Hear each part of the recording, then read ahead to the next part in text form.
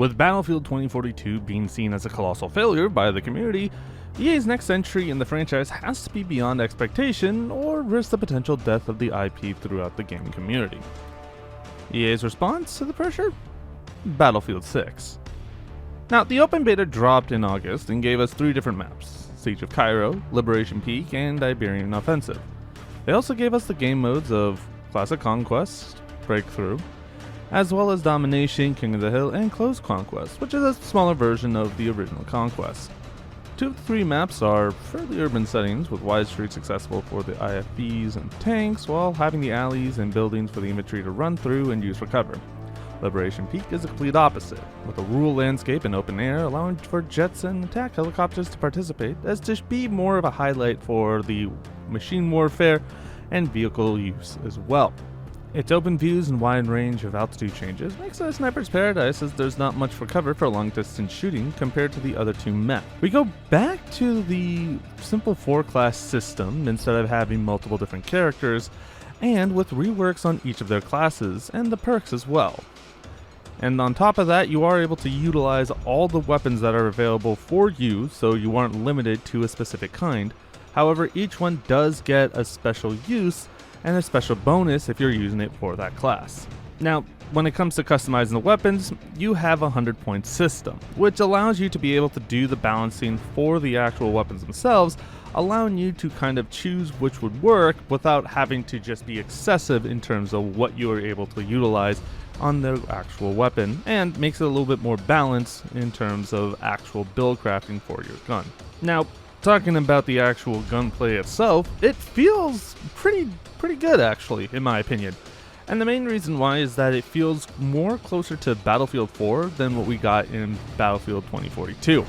Especially since when it comes to it, it does feel like you aren't just being able to run around and spray people down, especially when the movement that you feel within the open beta does feel a little bit closer to the Battlefield 4, where it's a little bit slower.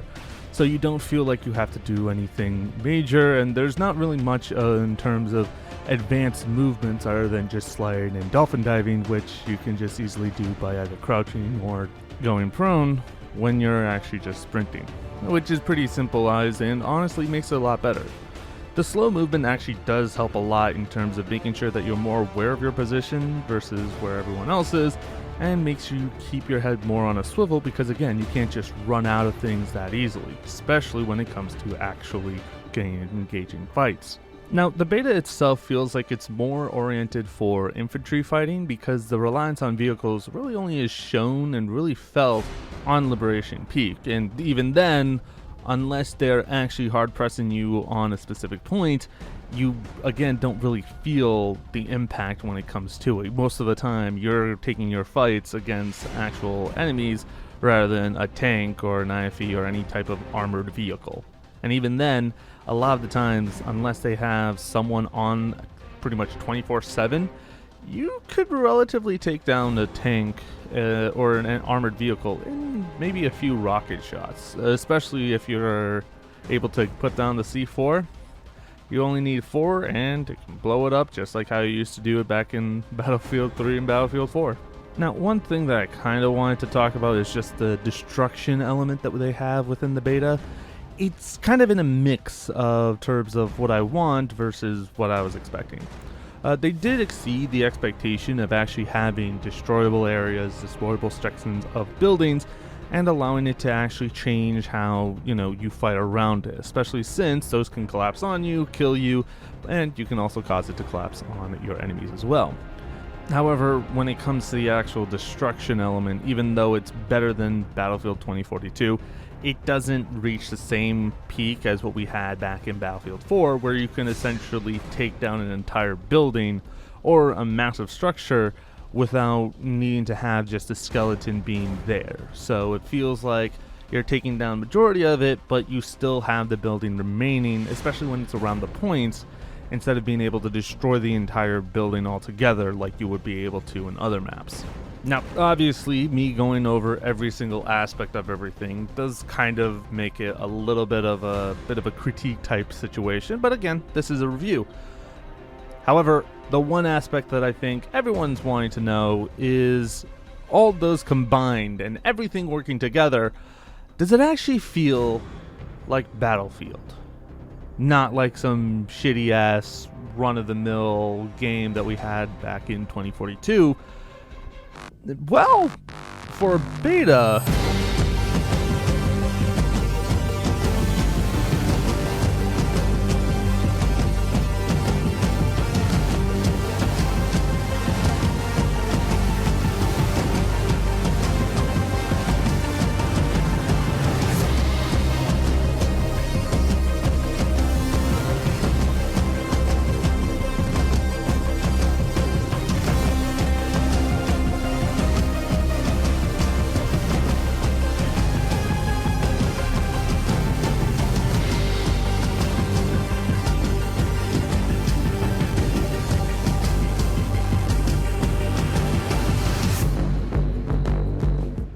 I would say it does. When it comes to Battlefield, the one part that I love is that you feel like you're part of an actual team. You're not just part of just your group and then you do your hero moments. You're part of the entire force, and that entire force working together is what literally gives you the win. You can have weird moments where it comes through where the momentum can swing one way or another, and your hero moment of clearing out an area or defending a single point against the entire swath may become moot at that point. So when it comes to everything, working around and making sure that everything is kind of connected, and the best part is that you can give orders to obviously your squad, and being able to again get some more bonus points when it comes to following those orders does kind of promote the whole idea of working together to get that goal done. The chaos of the game, the unpredictability, and also the fact that, you know, if you're with your friends or even on your own, you can still do silly stuff like running around getting kills with your defib paddles, as well as just blowing stuff up with the rocket launcher and doing other things. You'll be able to do that, and you would still be able to enjoy your time.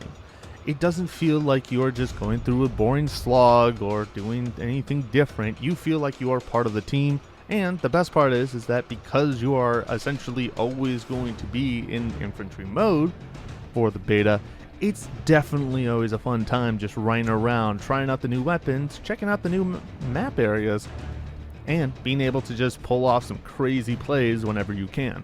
Now, as this is the beta, there's obviously going to be bugs and glitches that happen. You know, disappearing weapons, not being able to load into the map, and other bugs that kind of show up that either might be visual or actually impacting the gameplay that have been addressed online. But the good part is that the dev team has been working very hard in making sure that the actual beta itself is pretty smooth. And as far as I can tell, I haven't really had that many issues with the bugs and glitches. But then again, we aren't 100% if this is going to be how it's going to continue on being throughout the rest of the beta, and possibly still seeing some lingering bugs over in the main game, or if it becomes a more refined system when it comes out in October.